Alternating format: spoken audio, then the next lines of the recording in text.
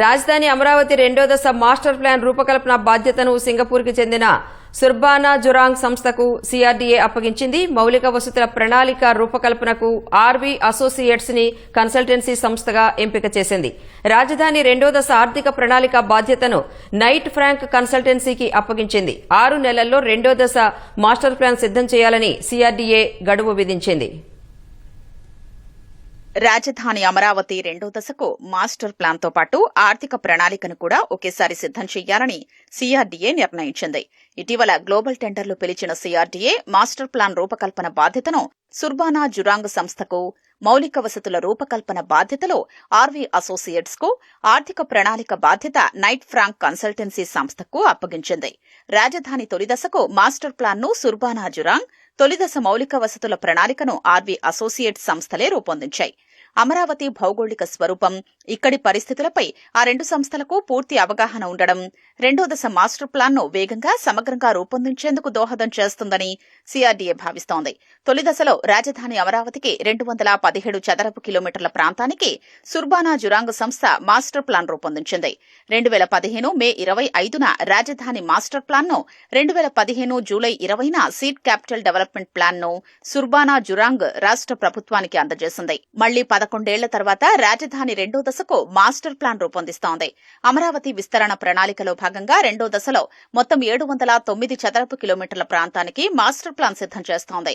ఈ పరిధిలో మొత్తం 50 గ్రామాలు ఉన్నాయి. వాటిలో 7 గ్రామాల్లో ఇప్పటికే భూ సమీకరణ నోటిఫికేషన్ జారీ చేశారు. మిగతా ప్రాంతాల్లో వచ్చే ప్రాజెక్టులను బట్టి ఎక్కడ అవసరమైతే అక్కడ భూ సమీకరణ చేయాలని ప్రభుత్వం నిర్ణయించింది. కాకపోతే మాస్టర్ ప్లాన్ ను మాత్రం మొత్తం 709 చదరపు కిలోమీటర్ల ప్రాంతానికి ముందుగానే రూపొందించనున్నారు. ప్రస్తుత రాజధానిని ఆనుకుని ఉత్తరాన కృష్ణానది నుంచి దక్షిణాన ఔటర్ రింగు రోడ్డు వరకు, తూర్పున చెన్నై కోల్కతా జాతీయ రహదారి వరకు ఉన్న ప్రాంతానికి మాస్టర్ ప్లాన్ తయారు చేస్తారు. రాజధాని రెండో దశలో ప్రస్తుతం భూ సమీకరణ చేస్తున్న 7 గ్రామాల్లో ప్రభుత్వ, దేవాదాయ భూములు, చెరువులు, కుంటలు వంటివన్నీ కలిపి మొత్తం 20,494 ఎకరాలు ఉన్నాయి. మిగతా 43 గ్రామాల్లో 1,54,853 ఎకరాల విస్తీర్ణం ఉంది. మొత్తంగా రెండో దశలో 1,75,347 ఎకరాలకు మాస్టర్ ప్లాన్ సిద్ధం చేస్తారు. రాజధాని అమరావతి తొలి దశ మాస్టర్ ప్లాన్ ను నవనగరాల కాన్సెప్ట్ తో రూపొందించారు. వాక్ టు వర్క్ అన్న నినాదంతో హరిత, నీలి నగరంగా అమరావతిని సిద్ధం చేస్తున్నారు. మొత్తం రాజధాని ప్రాంతంలో 30% పైగా ప్రాంతంలో హరితవనాలు, జలాశయాలు, కాలువలు అభివృద్ధి చేస్తున్నారు. అంతర్జాతీయ ప్రమాణాలతో మౌలిక వసతుల ప్రణాళిక రూపొందించారు. కొత్తగా విస్తరించే ప్రాంతాన్ని తొలి దశతో అనుసంధానించేలా, అదే స్థాయిలో మౌలిక వసతులు కల్పించేలా ప్లాన్ రూపొందించనున్నారు.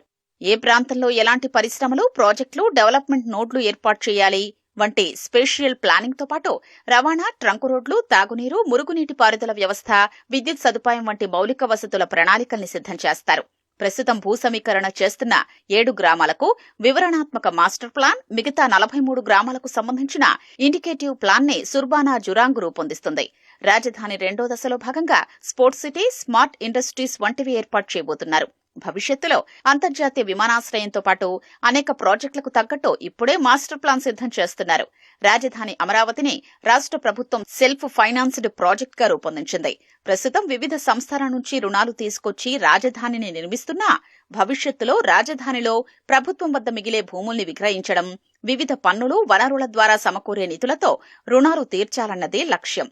రాజధాని రెండో దశకు కూడా అదే సూత్రాన్ని అమలు చేయబోతున్నారు. రాజధాని విస్తరణకు అవసరమయ్యే మూలధన వ్యయం, దానికి అవసరమైన ఆర్థిక వనరుల సమీకరణ ప్రణాళికను రూపొందించే బాధ్యతను నైట్ ఫ్రాంక్ సంస్థకు అప్పగించారు. భూ సమీకరణలో భూములిచ్చిన రైతులకు స్థలాలు కేటాయించగా సిఆర్డీఏకి వచ్చే భూముల్ని విక్రయించడం, దీర్ఘకాలిక లీజు, జాయింట్ డెవలప్మెంట్ వంటి నమూనాల ద్వారా ఆర్థిక వనరుల సమీకరణకు ప్రణాళిక సిద్ధం చేయనున్నారు.